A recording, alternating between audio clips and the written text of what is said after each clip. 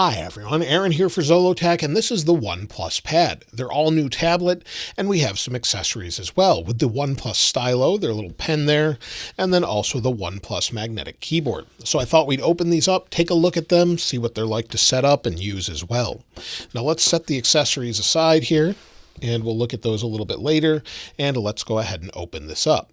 Now, depending on where you're located, depends on the price. I'll put that in the video itself, but let's go ahead and open it up. It doesn't really give us a whole lot of information here, but let's open the packaging here and get the plastic wrapper off of it.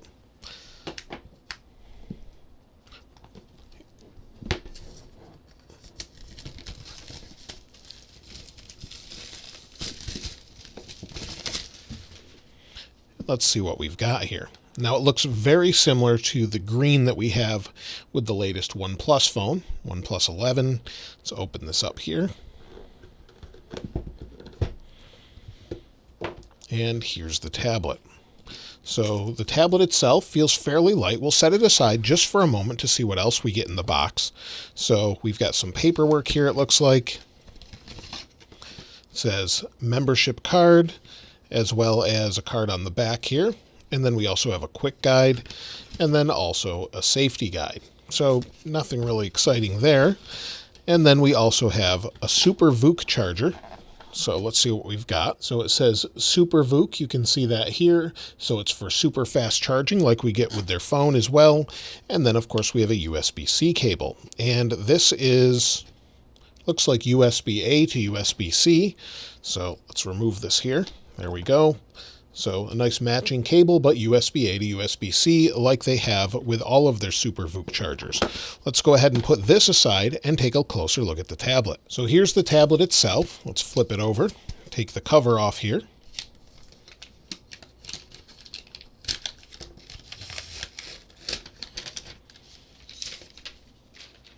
There we go. Let's take this little sticker off the back here.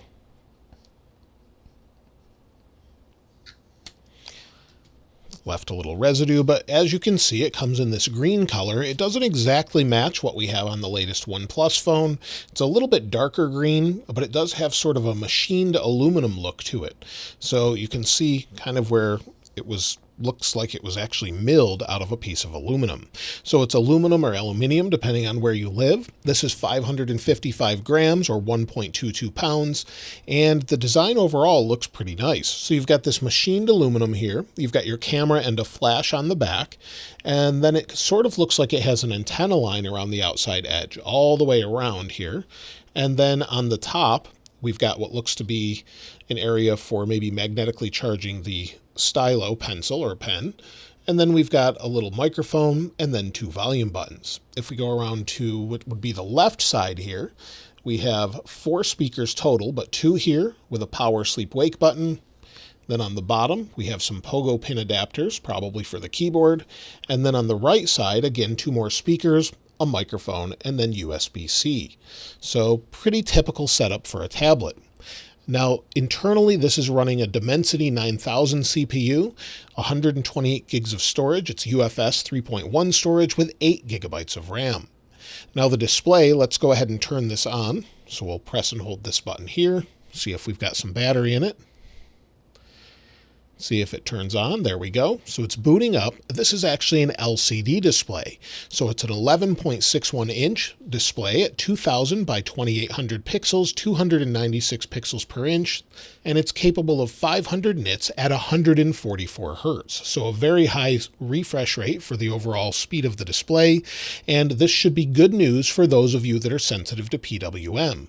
So let's see if this has any, since we're already on the main screen. Being an LCD, I wouldn't expect it to use PWM, which should be pretty easy on the eyes. Now, as you can see at 240 frames per second, it doesn't appear to be flashing. That means it will be very easy on your eyes, which is great news. Now, it does have an 8 megapixel camera on the front, 1080p capability, and the rear camera is 13 megapixels with 4K 30 capability. Let's go ahead and get this set up. So we'll tap next, select our language, select our region, For me, it's the United States. Tap continue. And then we have to agree to the user agreement. And we have optional things here for system stability as well as user experience. And it gives information about each. So let's agree and disagree to some. Then we have to set up Wi-Fi. Now we're connected to Wi-Fi. Let's go ahead and hit next. And it says getting your tablet ready. This may take a few minutes. Now we can transfer apps, photos, and everything else if we want to directly. We'll just say don't copy for now. And again, it says checking info. Now it's asking who's using this device, an adult or teen or a child. So select what's relevant to you, and then we'll sign in with Google or skip. I'll skip for now so we can get right to the home screen. But let's just skip it. And again, we'll set that up later. We can agree or disagree to Google services. That's up to you. And then we can unlock either with a face or password or both. So we can use face unlock. Let's tap face. We'll set the passcode first. We can use a PIN, alphanumeric, or pattern. So we'll use numeric. Now it says enroll your face. So we'll go ahead and hit continue and see how this goes. I didn't even have to barely move and it did it already. So that was very quick. It says getting your tablet ready. Now join the red cable club if you want to do that. You can skip it for now, do it later. And now it's asking if we want to use buttons or gestures. I actually prefer gestures, so we'll use that. You can learn the gestures if you want for swiping. So swipe in from the left first. Then it's teaching you how to do that. Swipe in from the right. Swipe from the bottom. And then swipe to go home. And then swipe up and hold. And then you get into your app switcher. And then it says swipe left or right along the bottom edge of the screen. So we can swipe left or right, and that's it. So we'll go ahead and hit next, and it says Oxygen OS. We'll go ahead and hit get started. We'll get into this, and this is the default home screen. So we've got Kid Space, Google Meet, the Play Store. Let's go into settings and see what we have set up. So if we go into settings, and then we'll go down to about the device, you can see here is the actual battery capacity. Now I mentioned we have 8 gigs of RAM before. Here's all of the specs, but we also have a 9,510 milliamp hour battery. So that's there. I'll have to use it to see what it's like. And of course, we have Bluetooth and Wi-Fi built in. So Bluetooth 5.3. We also have it supporting really high-res codecs for audio with aptX, HD, LDAC, as well as Wi-Fi 6, 802.11ax, and no Wi-Fi 6E though. So it does support 5 gigahertz and 2.5 gigahertz. So we have Oxygen OS 13.1. If we scroll down, let's see if we have any sort of update for this. So you'll see here, it says your system's up to date, and it has the March 5th, 2023 Android security update out of the box on it. So that's pretty good. We're now into April at this time, but still, that's up to date, and we should get regular updates with that. So you can see here, if we go home, these are the default apps. So pretty standard, what you would expect for a tablet. Let's go ahead and open up everything else. Of course, you can see here, screen recording and more. Swipes away. Let's go ahead and open the other accessories. So here is the OnePlus Stylo. It looks like we have to actually cut this open. There we are. Let's take the wrapper off the packaging here. And let's see if we can get this pen or pencil out of here. There we are.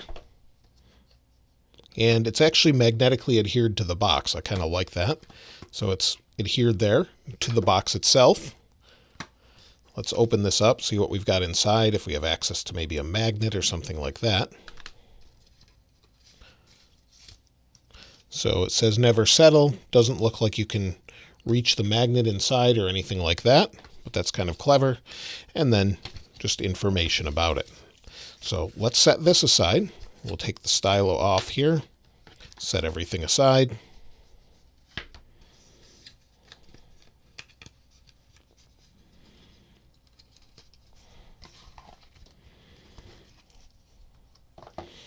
We also have an extra pen tip that's in here as well.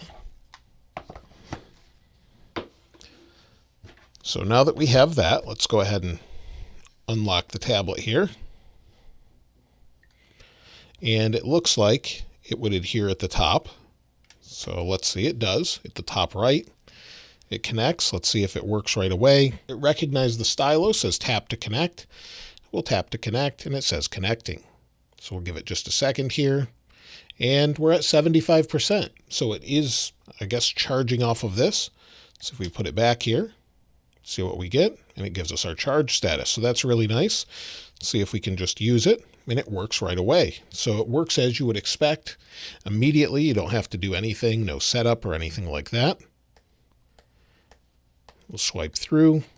We can go into our settings here. And of course, we have different settings, hopefully for the stylo. Let's see what we've got. Connection and sharing. I don't see anything here. Let's search. So we have our little keyboard here. So it says stylus, additional settings, and then it says double tap stylus. Switch between current tool and eraser. We have screen off note. When the screen is off or when always on display is on, tap the screen with the stylus to take a screen note. So we could do that, and then it actually has its own firmware that's updated. So if we turn the screen off, should be able to tap the screen and take a note just like that. So it's right. And it has kind of an interesting sound. Very much like tapping on glass as opposed to writing on paper. So we can erase with its built-in Notes app. Go back. Let's see how pressure sensitive it is. So if we press, it's pressure sensitive. And if we shade, let's see if it will sense that angle. Not as much as some of the other tablets, but in general, it's quite nice. Now let's go ahead and open up the keyboard here. So it says screen recording is running in the background. So let's turn that off. It wants to see my face. We'll hit done. Didn't mean to do that, but it was still plenty fast while doing that. Here we have the OnePlus magnetic keyboard. And this one we open with a little pull tab here. So we'll set the tablet aside, or the OnePlus Pad, for a moment. And let's see what we've got. This is quite heavy. So here's a matching keyboard. It says OnePlus magnetic keyboard. And again, it's just sort of a little product overview. And the keyboard itself. So that looks pretty good. It's quite rigid. It should protect the OnePlus Pad nicely. Let me put this away. Now let's go ahead and open this up. So this flap sort of flips around like this. We've got a keyboard, of course, and a little trackpad. Has a nice click to it. We'll check out the typing a little bit later. Let's take a look at the magnets quick. Now I have some magnet paper so we can see the magnets around the back of this. So you can see there's magnets to help it adhere to the tab itself. And then some on the bottom as well. And then on the OnePlus Tab itself, if we use the same magnet paper, you can see we have some speakers here, and then some more magnets to help it adhere to the magnetic keyboard. You can see here around the outside edge, very similar, sort of symmetrical magnets here. And then on the bottom, it looks like we have some more. So those are all the magnets. Let's go ahead and adhere it to the keyboard. So let's get off of that screen here. We'll connect it to the keyboard. There we go. Now, the one thing I noticed is it doesn't seem to be a very strong magnetic adhesion. So it definitely shouldn't be picked up like this. It'll fall right off. But it seems like it'll hold it just fine. Of course, it connected automatically down at the bottom. There was a little ding to let you know you're connected. Let's turn it on here. Swipe up. And it's connected and working. So we do have access to a trackpad here. So we can swipe that up. See if we have gestures. We can swipe in with 2 fingers, swipe to the right, swipe up to get our app drawer with 2 fingers, and then we have a button here for the assistant, and then we have some shortcuts as well. Alt-Tab seems to work, so that's pretty nice. It works well, but it does require these pogo pins at the bottom. So that is required to work. And then, of course, if you close it, it's a nice case for it that makes it fairly rigid. If we open it up, it turns on. So it definitely recognizes that. It does feel like it's held closed a little bit by magnets as well. So that's holding nice like that. Now I've been using the OnePlus Tab for about 3 to 4 weeks at this point. So since the initial unboxing, I've been using it on and off, and I have to say that it's really nice to use. There are some good things and some bad things to talk about, but the first thing is battery life. Battery will easily just last for a couple days, not using it at all. And also, when you're using it regularly, it gets about 12 hours according to OnePlus. Probably 8 to 10 is more likely, depending on if you're playing games, watching video. It really depends on how you're using it. But in general, I never had to think once, do I have enough battery?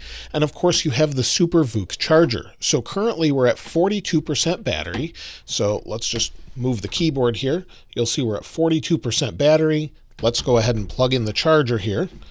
We'll plug it into an Anker power brick. And let's plug it in and see what we can do. So we've plugged in, it's charging now, and you can see it's charging in the upper right. If we go to the lock screen here, you'll see it's charging. It says 42.49%. You can see how incredibly fast the Super VOOC charging is.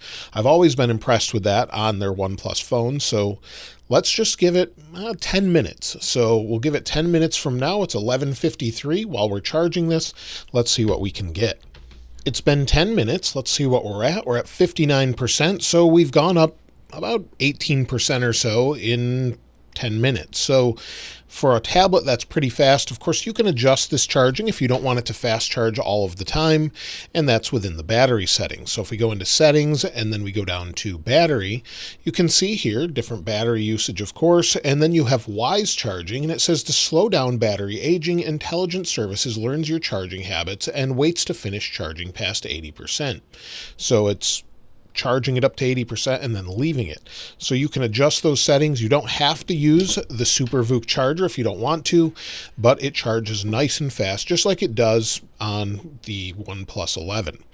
Now, as far as the display, well, this is a really positive note for me anyway, because the display is LCD and it doesn't bother my eyes at all. In fact, using it throughout the day, I've noticed if I switch between this and maybe the new iPad Pro, the iPad Pro tends to bother my eyes a little bit.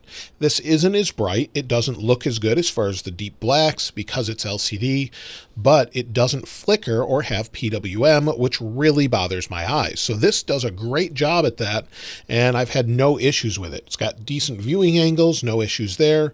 It goes nice and bright, and it's plenty bright for the average use. If you're outside, maybe it won't be super bright at that point, but in general, it's quite good. Speakers are decent as well. You have 4 speakers here, and they sound pretty great for such a small tablet. If we go into one of my videos, we'll just jump to a part of music within my video. So let's go ahead and hit play, and then we'll turn the volume up.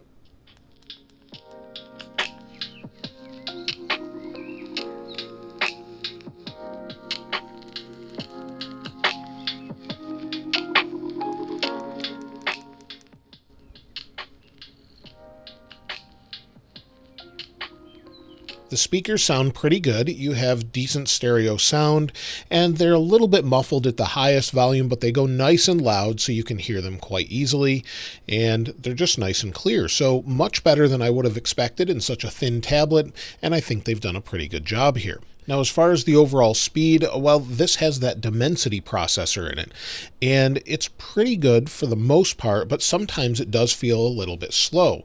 We have a 144 hertz display, and sometimes it just seems to lag a little bit. So if we go into Google here, we'll just look for Android, maybe go to a website. It seems nice and fast here, but occasionally it slows down and stutters. So you'll see speed is nice and fast, super smooth, but then sometimes, depending on what you're doing, can stutter a little bit. So if you're going into YouTube, you'll see everything loads quickly to get back in, but then occasionally if you're playing a game, it can be a little bit slow. But there are some enhancements for that. So if we go into Real Racing, let me turn this down here. Go into Real Racing, we do have a game engine overlay. We'll wait for it to load. See here if we can bring that in. There we go. And you'll see the frames per second. Now we have a pro gamer mode. We also have a balanced mode we could switch to, but if you keep it on pro gamer mode, it's faster. And you've also got game focus modes, screen recording, and more. So it's nice to have that. And you'll see here as we go into real racing, I'll just show you the frame rates quickly. It seems to work really well. So let's change the camera and tap to continue. So we'll give it a second here, and I'll show you what this is like. It seems to be pretty smooth, and I didn't notice the device getting very warm at all. So you'll see it's fairly smooth, but a little bit stuttery there. So sometimes the frame rates aren't perfect, and if we bring this down here, you can see the frame rates. We're at 57 frames per second, and you can actually see it here. So it goes up and down a little bit. It's fairly smooth, but occasionally feels stuttery. So in general, I think it's a decent processor, but it's definitely not the fastest one out there. And let's go ahead and check the Geekbench scores. So we'll give it a second. We'll accept. Actually, let's close everything else. And let's get rid of those. There we go. We'll go back in and let's just run the CPU benchmark and see what we've got. Geekbench 6 finished, and as you can see, the single core is 1071 with multi-core at 3280. If we compare that with an iPad Pro with the latest generation chip, we have 2493 and 9431 for multi-core. So there's a significant difference as far as overall processing power, but that doesn't really affect the experience too much other than the little bit of lag you see from time to time. And even after running that benchmark, this is fairly cool on the back. You feel it a little bit, but there's not much of a difference there. Now, as far as the overall cameras, I haven't used them very much because I don't really use cameras on a tablet other than for calls with Zoom and more. So personally, I wouldn't use this for pictures unless I needed to sort of come up with ideas. I would use a phone for that instead. But let's take a look at the camera. So we'll give it a second here, flip it around, go into video so you can see the overall quality. And now we're recording with the OnePlus Pad's front-facing camera. So this gives you an idea of what it looks like and sounds like. From what I can see here, there's a little bit of lag as I'm talking, but it seems to be working okay. Let me know what you think of it in the comments below. Now, as far as the video modes and different things, if we switch it around here, we can go into settings, of course, and you have all of your typical video modes that you get on an Android phone. So it seems to work fine, no issues there. But again, I wouldn't use this for a main photo camera unless you had nothing else available. Now, as far as the overall accessories, the Stylo is actually quite nice. I handed this to my daughter to have her try and use this for a little bit, and she created a couple different things here. Let's go into the note she made. There we go. I had her draw a little bit on it, see what it was like, and she really liked the feel of the Stylo. She actually liked the feel of it better than an Apple Pencil. She said it was more comfortable. She also liked the sound when you're tapping on the screen. It just sounds really nice when you're doing that and works pretty well. And you saw the little bit of stutter there, but in general, it seems to work well. It's very responsive, it's pressure sensitive, and seems to last without a problem. So it lasts easily. Of course, it charges on top of the OnePlus Pad. So no issues there. Works pretty good. You can take notes with it, and said again that she liked the feel of it better than an Apple Pencil. Of course, the apps are going to really be the thing there, with maybe Pixelmator not being available or Procreate and different apps that are very important to those that are drawing regularly. So make sure your app's available if you're using it here. Now, as far as the keyboard is concerned, well, it's pretty good. I have one complaint pretty much, or two really. You can't change the angle of it, so you only get this angle because you have these pogo pins that have to adhere, and it's not backlit. So with it plugged in, and it continually asks me to configure the physical keyboard. I've already configured it, and it's just not backlit, so that's one of the downsides. So if I turn off the light here, you'll see there's no backlight. Nothing shows up, so it's difficult to see in the dark. That's probably the number one complaint with it. It feels pretty good to type with. If we go back into notes, maybe start a new note. Let's go in and start a new one here. And it sounds good as well. This is a new note, but it is a little bit small. The trackpad works well, but it's easy to type on if you're familiar with any of the raised sort of chiclet style keyboards. It seems to work okay. And like I said, every time I attach it, it pops in and asks me to configure it again. So you can see here, configure the physical keyboard, and there's no options for brightness or anything like that. So it does work well. It protects the OnePlus Pad really well, and no complaints there. If there was anything I could change about it, well, maybe that would be the overall size. I actually prefer a larger tablet. It's not a bad size, but it's nice and big overall for most, but I prefer the much larger size. Other than that, it's pretty perfect as a tablet. It works well, it doesn't bother my eyes, and I really enjoy using it.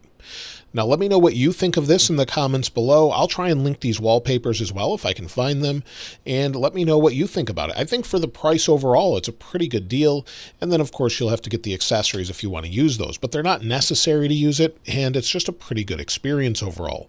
Multitasking, like I said, can slow things down a little bit, and it's not something I used a lot because I like the full screen. But if I want to bring this in, bring in something else, split view or split screen, you can do that, and it seems to respond okay. But like I said, sometimes it does get a little bit laggy. You saw it jump there as far as the time and the overall weather.